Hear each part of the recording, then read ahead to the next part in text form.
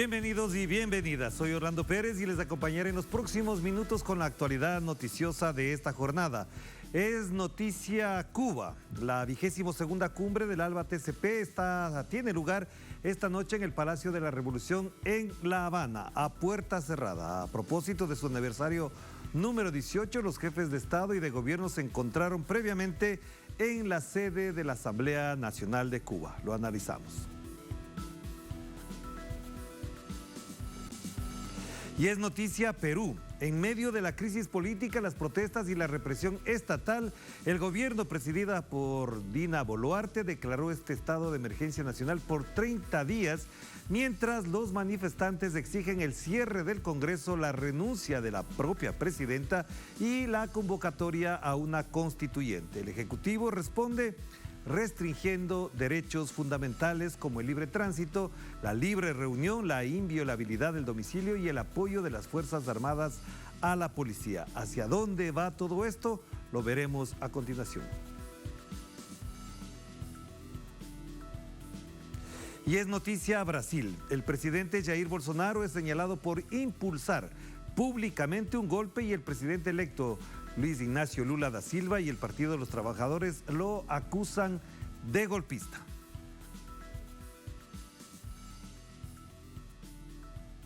Así empezamos.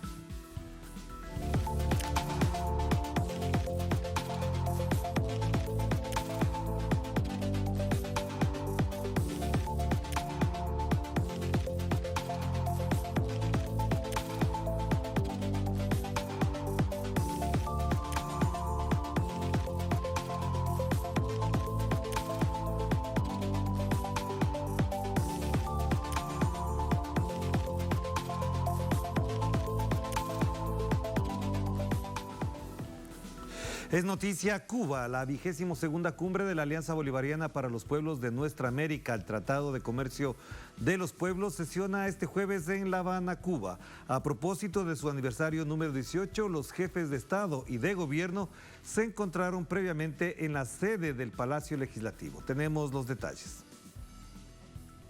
Por la tarde de este jueves, la Asamblea Nacional Cubana sesionó de manera extraordinaria a propósito del aniversario de la creación del ALBA TCP, con la participación de jefes de Estado y de Gobierno del ente multilateral.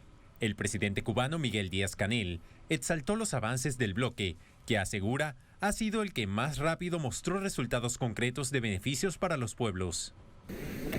Estimados hermanos, saludamos los avances registrados por el ALBA TCP, en cuyo desarrollo debemos empeñarnos al máximo en 2023 para lograr las metas que nos tracemos en el ámbito económico, comercial y en el impulso de la colaboración en áreas de importancia estratégica. Nuestros países tienen mucho que compartir en la construcción de una ruta económica y social propia y beneficiosa para todos. Sigamos uniendo voluntades políticas para rebasar el ámbito declarativo y concretar proyectos con realismo y determinación, como hicieron antes incluso de nombrarlo los inolvidables líderes de nuestras tierras. Los mandatarios coincidieron en que se llega a este aniversario del bloque con una América Latina y el Caribe que enfrenta una encrucijada social, económica y avanzada imperialista que no puede ser encarada sin la cooperación y la unidad. Cada vez más tenemos que estar unidos para la acción. Para, como decía el maestro Simón Rodríguez, entreayudarnos como pueblos, poner la mano, poner el hombro. Y cada vez más el ALBA debe demostrar en la práctica que es una alianza para el desarrollo, que es una alianza para la paz, que es una alianza para la igualdad, para el progreso, que es una alianza de vanguardia. ¿Por qué se nos atacan? Porque estamos en la vanguardia. El primer ministro de San Vicente y las Granadinas, Ralph Gonsalves, exhortó a mantener la solidaridad con los países que son objeto directo de las agresiones imperialistas. Las presiones del imperialismo se ejercen constantemente sobre Cuba, Venezuela y Nicaragua. Y son una tensión constante contra la unidad del ALBA TCP.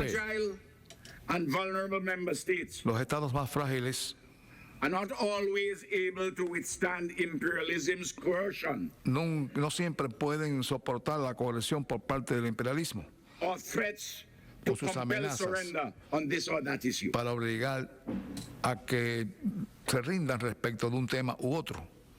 Still, No obstante, we must always remember our solemn obligation siempre tenemos que recordar nuestra obligación solemne to uphold the banner of solidarity de poner en alto la bandera de la solidaridad.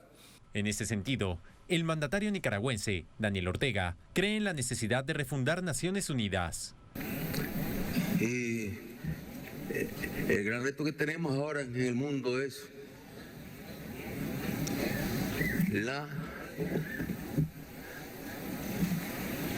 refundación de Naciones Unidas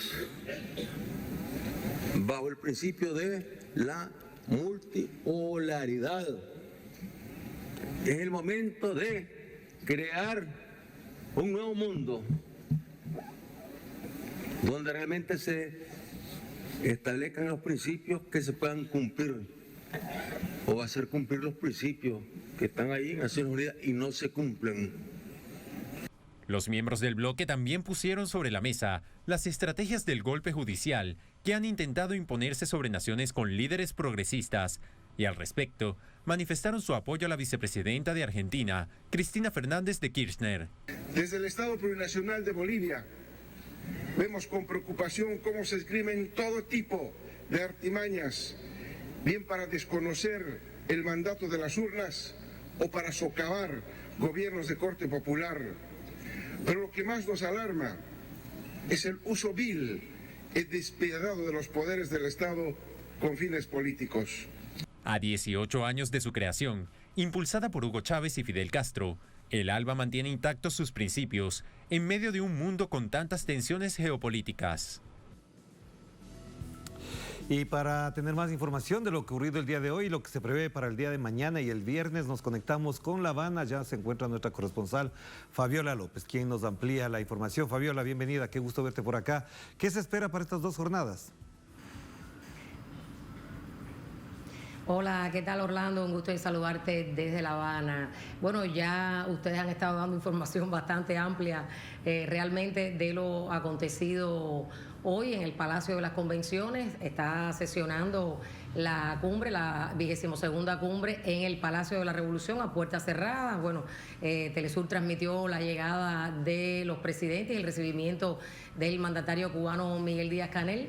Y bueno, ha sido una cumbre en ese sentido a puerta cerrada, pero afortunadamente los jefes de Estado tuvieron una amplia participación en esta sesión extraordinaria a la que ustedes hacían referencia hace unos instantes, porque han sido largas las jornadas y la agenda que han estado debatiendo los parlamentarios cubanos durante estos días, y ha tenido como colofón esta sesión extraordinaria que ha sido, me decían los diputados, acabo de venir del Palacio de las Convenciones y me decían que había sido un regalo para ellos haber concluido esta última sesión del Parlamento cubano con esta reunión, con este cumpleaños 18 de el ALBA TCP, precisamente con la participación de los mandatarios.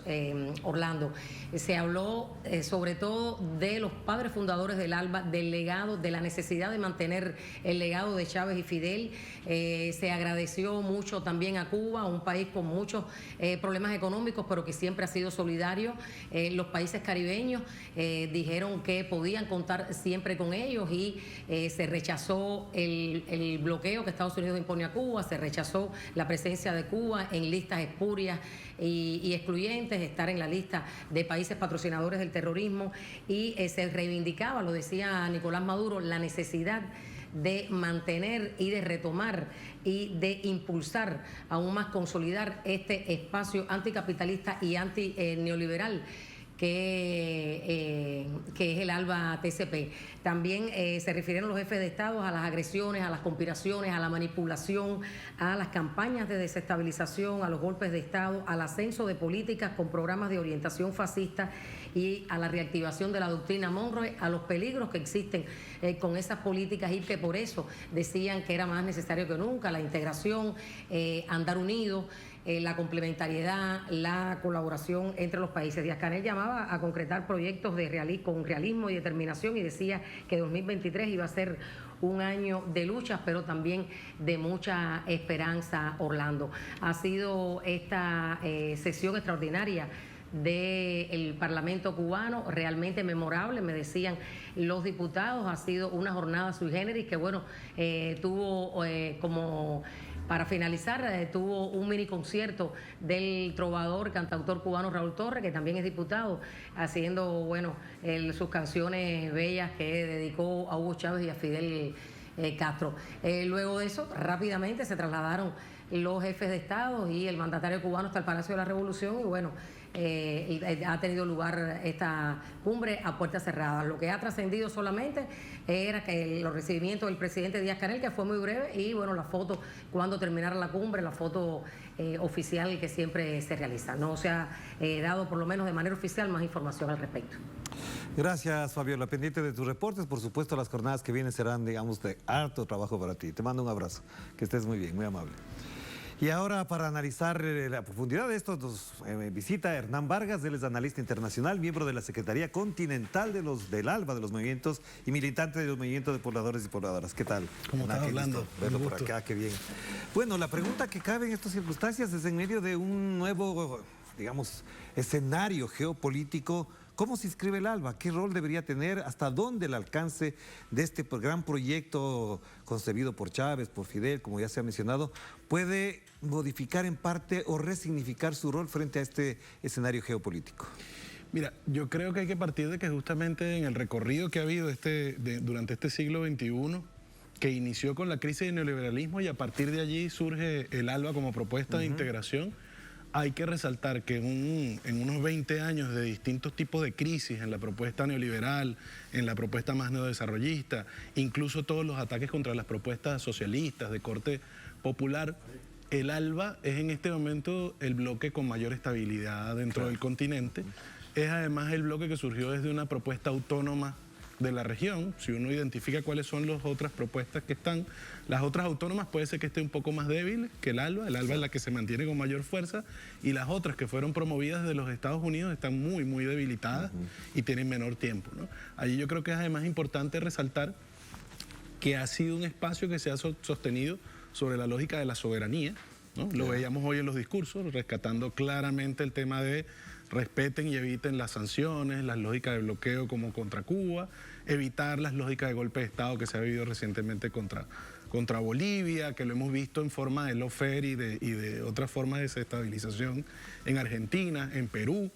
Entonces, ese es un tema importante, ¿no? En un continente donde se ha perdido mucho de la lógica de la soberanía, hemos tenido vaivenes. El volver a rescatar la soberanía es un tema importante. Perú, por ejemplo, es clave, ¿no? Es una expresión clave de eso. Pero no quiero dejar de mencionar algo que es muy importante para profundizar, porque la información está este rato de lo que pasa y lo que es. Pero, por ejemplo, Lula ha anunciado que desde el 1 de enero se restablecen relaciones con Venezuela, por ejemplo. Eso es un paso muy importante por el peso político que tiene Brasil en este caso. ¿De qué manera, por ejemplo, estas señales, estos mensajes fortalecen también al ALBA? Mira, yo creo que es importante allí justamente como mirar todo ese recorrido, porque pasa ahorita que estamos en tiempo de fútbol, mirar que el partido se mueve mucho, ¿no? Y entonces puede tener un primer tiempo de una manera y un segundo tiempo de otra forma. Y ciertamente durante este tiempo, en algún punto veíamos el ALBA muy debilitada y pensábamos que estaba más bien de salida. Casi que despirándose. Y por eso quería resaltar la idea de que es el bloque que está con mayor fuerza en este momento.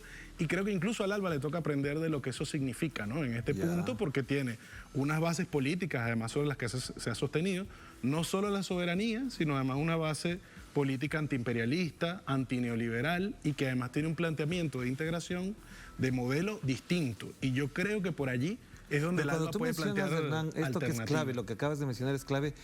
Ellos tienen que aprender, los dirigentes, los líderes del ALBA tienen que aprender para qué este momento. Sí, creo que es clave incluso, no quiero caricaturizarlo, pero es de alguna manera aprender cómo después de tal vaivén puede haber una tal sorpresa de que estamos aquí, estamos con fuerza, estamos intactos, con las mismas bases ideológicas, y yo creo que incluso es el momento de traer de nuevo, a propósito de que hoy se recordó con fuerza a Chávez y Fidel como pilares, las bases del proyecto. Surgió contra el neoliberalismo, se planteaba que además no era la integración desde el mercado para anexar desde la lógica neoliberal, sino que era más bien la integración para la cooperación, en lo político, en lo económico, en lo social. Era una respuesta al plan del ALCA, además, ¿no? Totalmente. Y la pregunta que cabría aquí, digamos, más provocativa que nada, es ¿qué debería desaprender entonces? Pues mira, yo creo que ahí sería interesante, ¿no?, mirarse sobre cuáles han sido los errores en esta etapa. Yo, Pedro Estedile, siempre plantea, dirigente del MST, que ha sido una etapa donde ha habido crisis del proyecto neoliberal, pero también de los intentos neodesarrollistas, de los intentos socialistas. Y creo que en esta etapa me atrevería a decir que, a pesar de los bloqueos y de todas las cosas, muy probablemente la propuesta socialista, la propuesta venezolana, boliviana, cubana, nicaragüense, son las que tienen un nivel de estabilidad mayor, han logrado sostener un nivel de estabilidad interno, social. Me parece que esa es una de las cosas de las que hay que aprender. Claro. Hay que aprender de los falsos corrillos de las lógicas neoliberales dentro del continente, tratar de hacer un capitalismo estable. Perdón que te interrumpa, Hernán, porque es clave esto que acabas de mencionar, porque, por ejemplo, para poder ganar las elecciones en Brasil, Lula tuvo que acudir a un vicepresidente que estaba más o menos tirado hacia el centro, para no decir hacia la derecha. Y también, por ejemplo, el discurso de Gustavo Petro durante la campaña electoral tuvo que cuidarse mucho de no ser visto como radical en ese sentido. ¿Hasta dónde esto, por ejemplo, también puede insertarse dentro del discurso del relato político del ALBA? Yo te tomo ahí la palabra con lo que mencionabas del ejemplo de Perú. Yo creo que el ejemplo de Perú es muy bueno de cómo, si tú intentas estar bien con Dios y con el diablo y estar en el medio, no estás con nadie, no hay posibilidades de estabilidad. Exacto. Sobre todo en un momento de amplia disputa. No hay que olvidar jamás que la ofensiva imperialista que arrancó con el golpe de Estado parlamentario contra el presidente de Paraguay hace ya varios años, luego con Zelaya, inició una ofensiva imperialista importante, que la vemos además ahorita en el marco de una batalla global de los Estados Unidos para conservar su hegemonía, de Occidente para tratar de conservar su hegemonía frente al alce de China y de Rusia. Y creo que ahí es muy importante entonces mirar desde América Latina cómo fortalecer un bloque soberano donde tomemos esto que decía Rafael Correa hace pocas semanas, ¿no? La idea de que ¿qué falta en este momento? Mayor unidad entre los distintos líderes en la región. Y vuelvo sobre mirar, si el ALBA ha estado sólido en este tiempo, revisemos cuáles han sido las bases del modelo de integración que se planteó.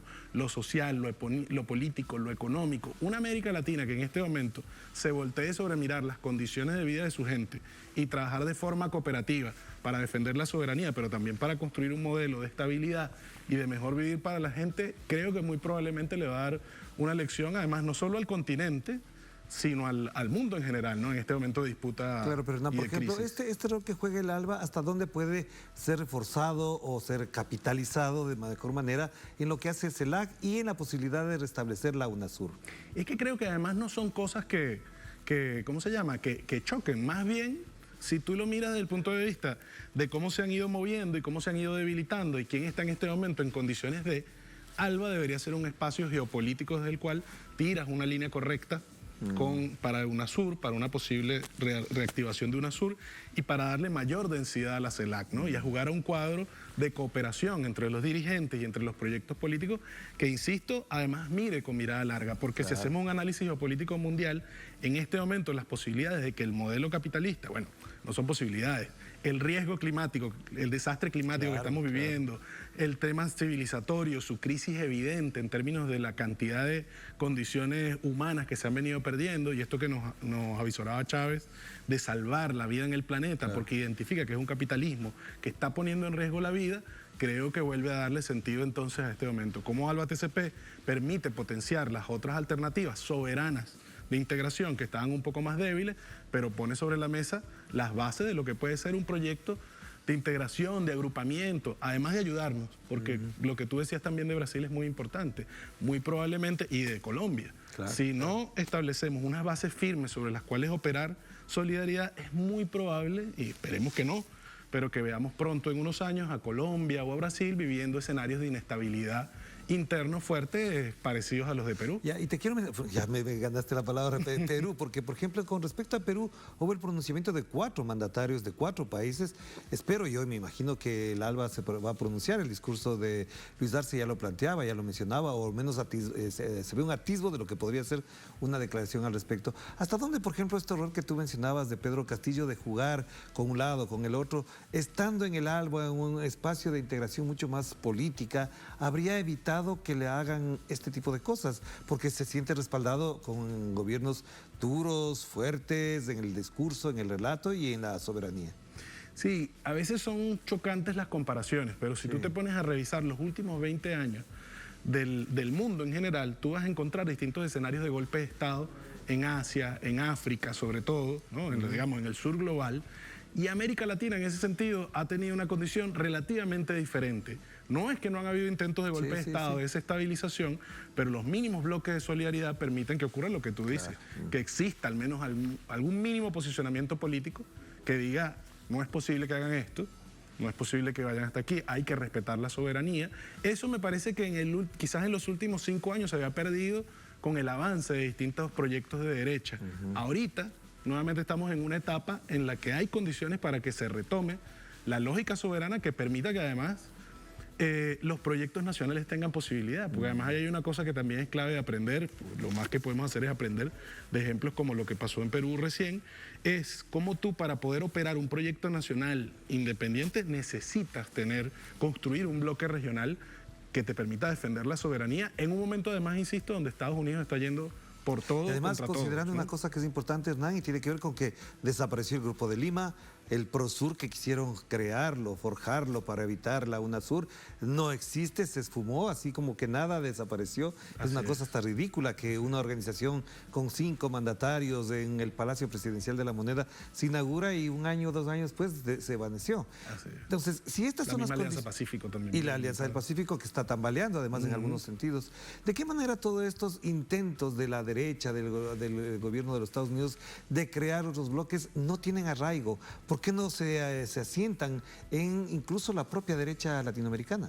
Sí, es que yo creo que es muy importante mirar que ciertamente hay que aprovechar desde los intentos nacionales, populares, que pueden tener unos más de centro, otros más lógicas de izquierda, de poder construir el punto común de encuentro. Vamos a decirlo, el punto de encuentro entre Puebla y el ALBA, para poder definir unas coordenadas comunes, para darle estabilidad a la región y darle soberanía y darle condiciones para el buen vivir de la gente, porque al final lo que ocurre dentro de eso es que a los proyectos neoliberales no les interesa hacer ensayos con la gente, donde la gente entonces vive situaciones como las de Argentina, que le ha tocado pagar durante estos años el endeudamiento tan grande que les dejó Macri, ¿no? Entonces, para poder proteger a los pueblos, tú tienes que poder generar ese punto de encuentro que te permita, vamos a establecer una estrategia que permita proteger al continente, insisto, frente a años por venir que pueden ser muy duros, tanto por la crisis climática como por el tipo de desastre que el capitalismo está generando en este momento y esa disputa global a la que ha llevado Estados Unidos al mundo, donde quienes vamos a pagar las consecuencias somos los países del sur global si no tenemos unidad en función de proteger el futuro, ¿no? Pero a ver, si volviendo al tema de la geopolítica internacional, tal como nos encontramos en este momento, donde hay una OTAN muy golpeada, digamos, simbólicamente por lo que hace y no hace también con respecto a las soberanías, estos bloques que se están constituyendo en América Latina, en esta nueva ola progresista, como la llaman algunos, está haciendo, digamos, resignificándose y planteándose otros desafíos. Si existe eso, ¿cuáles deberían ser en este momento? No, yo realmente no quiero ser, o sea, yo creo que hay condiciones para poder ver con esperanza hacia el frente, pero es clave esto que tú planteabas de poder generar una unidad de los líderes latinoamericanos en torno a revisarse, desaprender y reaprender, porque sí hay condiciones para que juegue ese papel que pareciera tener de una ola progresista, alternativa, pero que en la práctica está muy desarticulada, ¿no? O sea, cuando tú miras en lo concreto, insisto, el bloque de ALBA es el que tiene mayor nivel de identidad, mayor nivel de estabilidad y nuestros compañeros dirigentes deberían en este momento utilizar eso con mucha sabiduría para poder operar y buscar esos puntos de encuentro.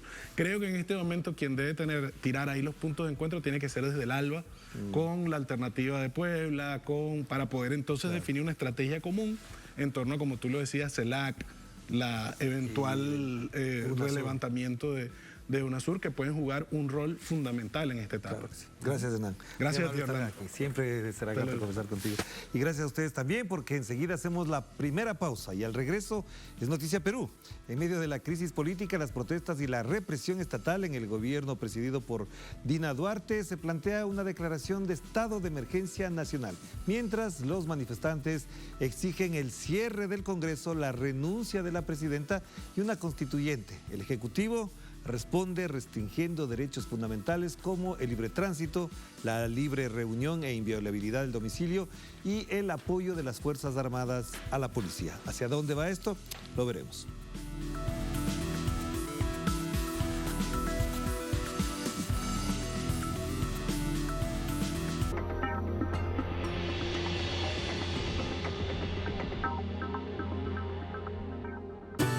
Desde siempre hemos estado contigo.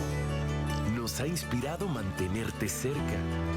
Nos encanta ver todo lo que logramos juntos cada vez que nos conectamos. Nos abrazamos.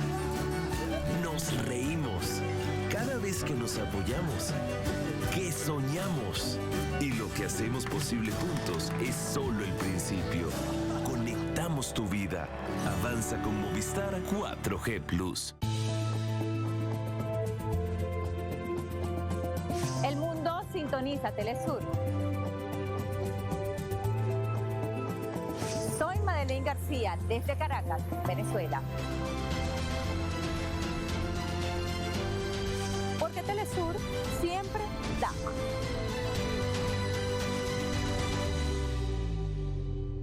Disfruta desde cada rincón de América Latina y también en Europa ahora nuestra señal HD tanto en inglés como en español. Órale, gracias a los satélites IS-34 e IS-14 podrás ver nuestro contenido cultural en mejor calidad de imagen. ¿Qué esperas? No te quedes fuera y contacta a tu operadora de cable para seguir disfrutando con nosotros, porque Telesur siempre da más.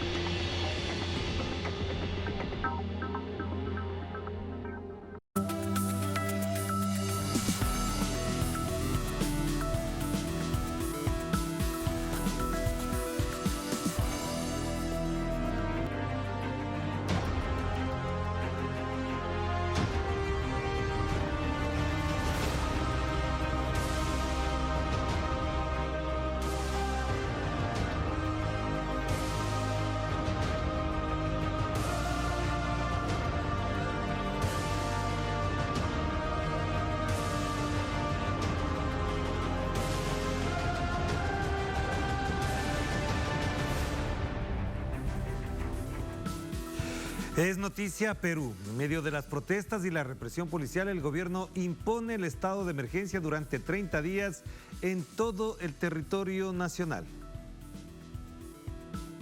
El ministro de Defensa, Alberto Otarola, anunció este miércoles la imposición por 30 días del estado de emergencia a nivel nacional en Perú, cuando mañana se prevén movilizaciones generales en todo el país andino contra el gobierno, el cese del Congreso y la convocatoria inmediata a elecciones. En el estado de emergencia nacional, se restringen derechos básicos como libre tránsito, libertad de reunión, inviolabilidad del domicilio y se agrega la intervención de las Fuerzas Armadas que ayudan a la policía en la seguridad.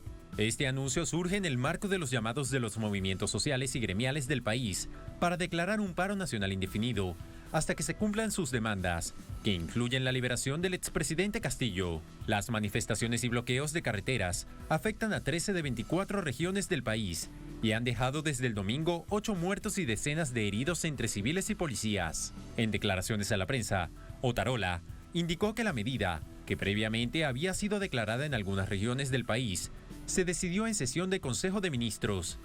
En paralelo, un grupo de ciudadanos que se concentra frente a las afueras de la Dirección de Operaciones Especiales se declaró en insurgencia nacional.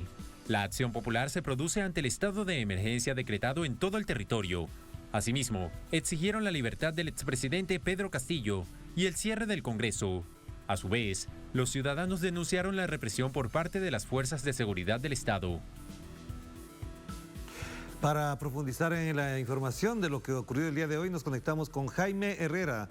Nos amplía el detalle de lo que ocurrió el día de hoy desde Lima. Jaime, qué gusto verte por acá de nuevo, ya sin gases como te veíamos el día de ayer, por supuesto, pero cuéntanos cuál es el balance de esta jornada, hasta dónde han llegado incluso los diálogos y las negociaciones para encontrar una salida a esta crisis. Hola Orlando, ¿qué tal? Efectivamente hoy sin gases, pero todavía con movilización. Hay bastante gente que acá en este momento en la Plaza San Martín sigue movilizándose, pese al estado de emergencia que lo prohíbe. Ellos están haciendo una movilización en este momento, no solo acá, en otras partes del país, también en la DINOES, tal como lo has manifestado hace rato también en la nota que presentaron, hay movilización en todo el país. La jornada ha empezado con la suspensión del pedido de prisión preventiva contra el presidente Pedro Castillo Terrones para mañana, a las 8:30 de la mañana. Él se mantiene, entre tanto, detenido en la DINOES. Mañana se estará definiendo si él pasa a una cárcel, probablemente ahí mismo, y podría estar, mientras es investigado, 18 meses en la cárcel. Entre tanto, tal como lo decías ya, hoy también la Asamblea de los Pueblos y la Central General de Trabajadores del Perú anunciaron una jornada nacional de lucha, donde se han sumado una serie de organizaciones que va a ser mañana. Esta se da y se va a dar, se ha ratificado pese al estado de emergencia declarado por el gobierno el día de hoy, y esto esperemos que no prevé mucha represión, porque justamente al restringirse derechos fundamentales como el libre tránsito, como la reunión, definitivamente la policía va a tener la posibilidad de actuar. Hoy también se han dado algunas manifestaciones, digamos, contundentes en algunas regiones, como en el Cusco, donde un grupo de pobladores llegaron hasta el aeropuerto de esta localidad bastante conocida a nivel mundial por ser una zona turística, e intentaron tomar el aeropuerto. Sin embargo, la policía lo evitó, lanzando gases lacrimógenos y reprimiendo a la población que trató de manifestarse en esta zona. Pero las protestas justamente son porque es la respuesta a la agresión y sobre todo la represión policial que se ha dado durante todos estos días, y que ha devenido, tal como lo manifestabas ya, en 8 personas fallecidas y cientos de heridos, muchos de ellos de consideración. Hay personas incluso que han perdido la vista producto de los disparos a quemarropa que se daban de los perdigones o de las granadas lacrimógenas, como sucedió ayer, por ejemplo, donde inclusive, pese a que nosotros estábamos en ese momento transmitiendo, lanzaron una granada lacrimógena contra nuestro equipo de prensa. Esto es lo que ha ocurrido. Mañana se prevé manifestaciones durante todo el día aquí en Lima, en otras regiones del país, y también es importante manifestar que desde las 8:30 de la mañana va a estar pendiente esta audiencia donde se está pidiendo la prisión preventiva por 18 meses para el presidente Pedro Castillo y para su ex primer ministro Aníbal Torres. Orlando. Gracias, Jaime. Pues suerte en la cobertura y pendientes de la información de lo que ocurre a continuación. Vamos a tener la profundidad del análisis y la situación en Perú con Jorge Paredes Terry, el ex candidato a la vicepresidencia del Perú, y nos acompaña desde Lima vía telefónica. ¿Cómo valora la posibilidad de que en estas circunstancias, Jorge le planteó la pregunta, se pueda pensar en una salida urgente, inmediata, para evitar más represión, más muertos, más heridos y más inestabilidad general? Bien, ante todo, gracias por la oportunidad. Mire, la situación es muy grave, sinceramente muy grave. El último estado de emergencia nacional que tuvimos fue por el tema del COVID, por situaciones que ya todos entendemos, pero decretar estado de emergencia a nivel nacional es un tema muy, diríamos, difícil, porque en realidad el gobierno habrá medido muy bien las consecuencias de tal acción, porque la gente está enardecida, las organizaciones están en todas las vías nacionales. En el último informe que tuvimos del Ministerio del Interior, se cuenta ya con el 80% del país paralizado. Esa es la lectura que tenemos ahora, y bueno, las Fuerzas Armadas ni la Policía Nacional nunca han tenido un escenario como esto. Mañana posiblemente se dicte 36 meses de prisión preventiva para el expresidente o el presidente Castillo, y eso va a enardecer más a las masas y esto puede ser una carnicería, lamentablemente. O sea, no sabemos quién está asesorando a Dina Boluarte, no sé, aquí hay una mano del imperialismo yanqui, alguien está atrás de esto y eso sí es gravísimo, ¿eh? Claro, pero Jorge, la pregunta que cabe aquí también es importante porque buena parte de lo que se discute y se debate alrededor de esta situación es la salida de la presidenta, pero no vemos de parte de ella una respuesta o al menos un indicio que permita entender que ella va a renunciar, porque de lo contrario va a ser la responsable de toda la tragedia que se vive en este momento. Casualmente está aferrada a su cargo y esto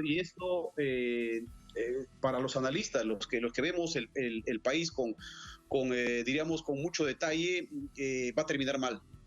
Va a terminar muy mal y ya tiene 8 muertos en su haber. La señora Boluarte, se le va a hacer la denuncia respectiva con los familiares, por supuesto, y las organizaciones de derechos humanos, pero ella está aferrada a su cargo. Creo que nos comentan que ya renunció el actual primer ministro, que lo acompañó a la señora Boluarte. Va a asumir el actual ministro de Defensa, que no conoce mucho de temas de organización, mucho menos de temas, pues, diríamos, sociológicos a nivel de la población, y lo que va a buscar nada más es juntarse con algunos generales y reprimir a la población. Esto va a tener un desenlace muy, muy grave. Esperemos por el bien del país, que no termine pues en más derramamiento de sangre del pueblo, ¿no? Claro, pero Jorge, otra pregunta que cabe y es importante en este momento es pensar de qué manera la comunidad latinoamericana está viendo desde lejos este panorama, lo está dejando desarrollarse hasta escenarios imprevisibles. ¿Cree que también es una falta de responsabilidad colectiva de la comunidad latinoamericana no hacer algo para paliar en parte la crisis política que vive Perú? Hace unos días estuvieron actuando una comisión de la OEA, ¿no? Ellos han visto con mucho detalle también la situación de xenofobia y racismo que hay en un sector del pueblo peruano en contra de los que ganaron las elecciones, en este caso de Castillo y todo su grupo político. Ellos se han dado cuenta pues que hay una persecución atroz también por parte de un sistema judicial político, ¿no? Más un arma política que un arma que busca justicia, y esto pues trae como consecuencia que diríamos que la situación se agrave más, pero agradecemos sinceramente, yo lo digo como peruano, a los gobiernos de México, Colombia, Bolivia, Argentina y otros más, bueno, también Cuba, que se han pronunciado a favor del presidente Castillo, pero por otro lado, anoche nos pareció un poco como, diríamos, muy sospechoso de que todos los embajadores de Europa y Estados Unidos y Canadá estuvieran en un besamanos con la presidenta.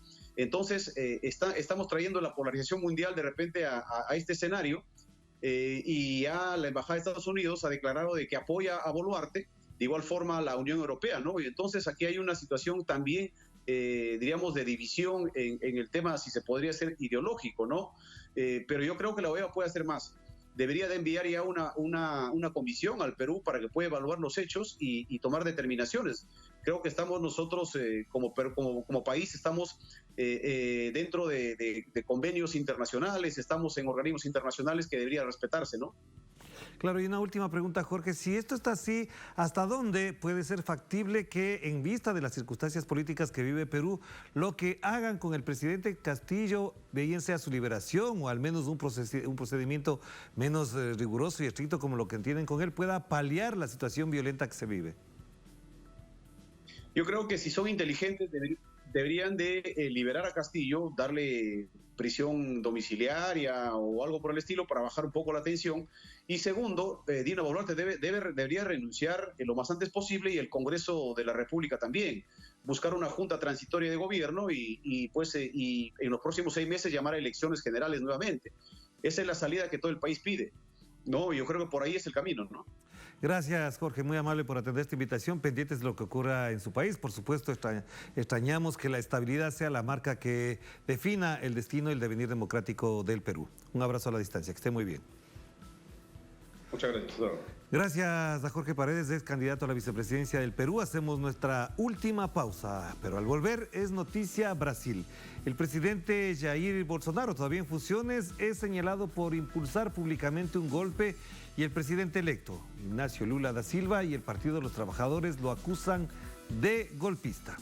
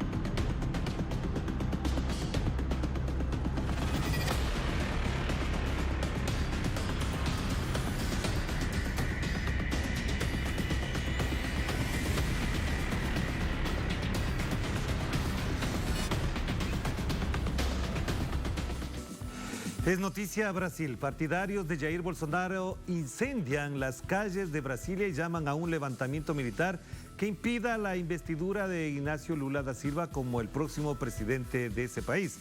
El dignatario no se ha pronunciado aún por estas manifestaciones.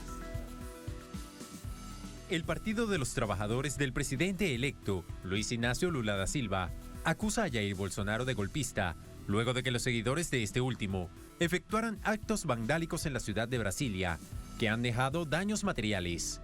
El pasado domingo, el mandatario brasileño acudió a un encuentro con sus seguidores que se agolparon en los jardines del Palacio de la Alborada y apoyó un discurso del sacerdote Genesio Ramos, quien se encontraba a su lado y estaba alentando a las personas con un mensaje claramente insurreccional.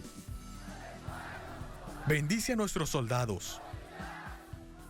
Señor, dales coraje, inteligencia, para que nunca hagan la venida a un ladrón.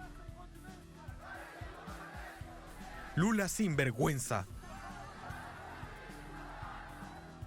En este contexto, la presidenta del Partido de los Trabajadores, Gleisi Hoffmann, hizo referencia en un tuit a los últimos acontecimientos protagonizados por los bolsonaristas, indicando la complicidad de Bolsonaro en las manifestaciones violentas en la ciudad de Brasilia. Los actos vandálicos ejecutados por los partidarios de Bolsonaro dejaron 13 vehículos y 5 autobuses incendiados. Asimismo, los manifestantes destrozaron señales de tránsito. Estas acciones se efectuaron tras el arresto del líder bolsonarista, José Acacio Cerere Savante, quien ha tenido influencia en las protestas contra el triunfo de Lula da Silva en la segunda vuelta electoral del 30 de octubre. El gobierno de Jair Bolsonaro mantiene un silencio ante estos acontecimientos, en los que sus simpatizantes solicitan una intervención militar para mantenerlo en el poder después del 1 de enero, fecha en la cual Lula da Silva será investido luego de haber recibido la acreditación como presidente electo por parte del Tribunal Supremo Electoral, paso previo e indispensable para su toma de posesión como nuevo jefe de Estado del gigante suramericano. Para profundizar en el análisis de lo que acabamos de ver, hemos invitado a Alex Mirkan, periodista brasileño, quien nos acompaña desde Brasilia, en Brasil, por supuesto. Alex, ¿cómo entendemos este pronunciamiento del presidente Jair Bolsonaro todavía en funciones? ¿Hasta dónde esto tiene impacto? ¿Puede movilizar otro tipo de actorías políticas, de movimientos desestabilizadores? Buenas noches, Orlando. Un placer hablar con vosotros. Está una situación así muy complicada, muy compleja, porque, Bolsonaro sigue en el poder y así que la justicia está intentando encontrar maneras de punir los vándalos, los las personas involucradas con los actos, así que no sabemos cómo va a suceder, pero hoy el ministro de Justicia, el ministro del Supremo Tribunal Federal, la Corte Suprema de Brasil, fijó un plazo de 48 horas, ¿no?, para que el ministro de Justicia y el gobernador del Distrito Federal contesten, expliquen las medidas que fueron adoptadas, porque no hubo una efectividad y no hubo arrestos. Entonces, se parece que van a tener que explicarse, y así también Bolsonaro también está involucrado también está involucrado en los actos antidemocráticos, y va a tener que explicarse. Hay una investigación contra él por los mensajes que ha dicho, por los señales que ha hecho, ¿sabes? Entonces estamos esperando para ver qué va a suceder. Creo que en esta semana mismo va a tener novedades sobre esto. Claro, pero Alex, si esto es así y efectivamente él está en el poder, tiene el poder, está sentado sobre el poder, ¿hasta dónde puede llegar? ¿Crees que efectivamente hay riesgos de orden incluso dictatorial, desestabilización absoluta, como hemos planteado, si es que él, teniendo el poder, apela a este tipo de manifestaciones? No, Orlando, creo que no hay este clima así. Esto es lo que intentan hacer desde que hubo las elecciones, los apoyadores de Bolsonaro, pero no esto que parece que va a ocurrir aquí. Hay un movimiento muy fuerte para apoyar el presidente electo y sus ministros que ya están nombrados también. Entonces, la policía también creo que ha hecho esto como una mala voluntad, pero no creo que es algo que van a asumir como algo institucional. No tiene esto apoyo interno para hacerlo, aunque una parte tenga ganas de hacerlo, pero creo que esto no va a pasar, no va a ocurrir, porque, bueno, incluso el ministro de Justicia nombrado por Lula ya está hablando con los jefes de poderes para que tengan una cierta tranquilidad hasta el 1 de enero, ¿no? Cuando se cree que hasta ahí va a ser algo crítico. Y entonces, sí, es un ambiente tenso, pero creo que no va a pasar el peor. Claro, entonces, Alex, la otra pregunta que cabe aquí es de qué manera el gobierno de Lula, que se está conformando y ya integrando con ministros y funcionarios de alto nivel, ¿puede quedarse tranquilo, o crees que efectivamente todavía es muy tibia la respuesta de este bloque de poder que se instalaría el 1 de enero? Bueno, creo que todavía es tibia, sí, y bueno, hay una tensión muy clara por parte de Lula y de sus seguidores, porque, bueno, sabemos que hay un apoyo institucional de parte de la Policía Federal que se queda ahí todavía, de la Policía Rodoviaria, de la Policía también, de la Policía Militar, que es regional, pero sabemos que Bolsonaro tiene un público muy grande dentro de estos sitios. Entonces, es un ambiente de tensión. No es tranquilo, no están haciendo poco caso de esto, pero creo que hay señales de que va a pasar y de que esto es solo más un intento de Bolsonaro de hacer ruido, porque internamente creo que sus apoyadores, las personas más cercanas, ya saben que ellos va a salir del poder y ya están intentando hacer negociaciones para obtener, claro, beneficios personales para el futuro, ¿no? Así que no todos los apoyadores de Bolsonaro se quedarán con ello, ¿no?, después del gobierno. Entonces, creo que es por ahí. Muchísimas gracias, Alex. Muy amable por atender esta invitación, pendientes de lo que ocurra. Por supuesto, atentos también a que cada uno de estos movimientos pueda significar solamente eso, patadas de ahogado al señor Jair Bolsonaro. Mando un abrazo, que estés muy bien. Un abrazo, buenas noches y fue un placer. Buenas noches. Gracias a Alex Kirman a propósito de estas movidas políticas de última hora, quizás del presidente Jair Bolsonaro. Hasta aquí llegamos. Volveremos mañana con más enfoque y análisis de la realidad y de la actualidad noticiosa de nuestra jornada. Ahí nos vemos.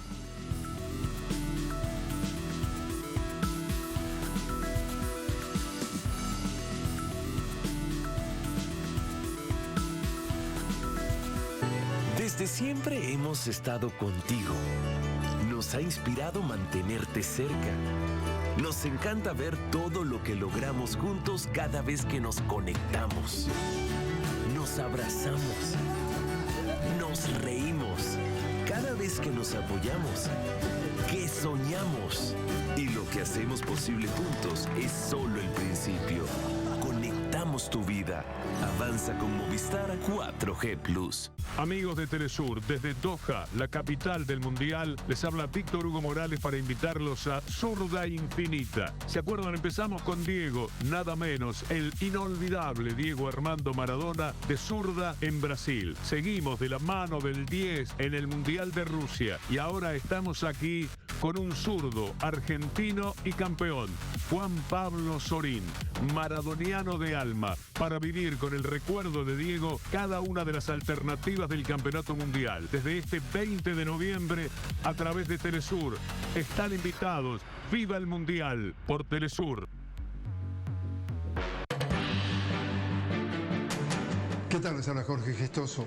Te invito a que me acompañes en un nuevo programa en donde estaremos hablando sobre la llegada de Lula al poder con otro notable invitado, Tulio Ribeiro, historiador y catedrático desde Río de Janeiro, solo por Telesur. Notables con Jorge Gestoso. Jueves, solo por Telesur.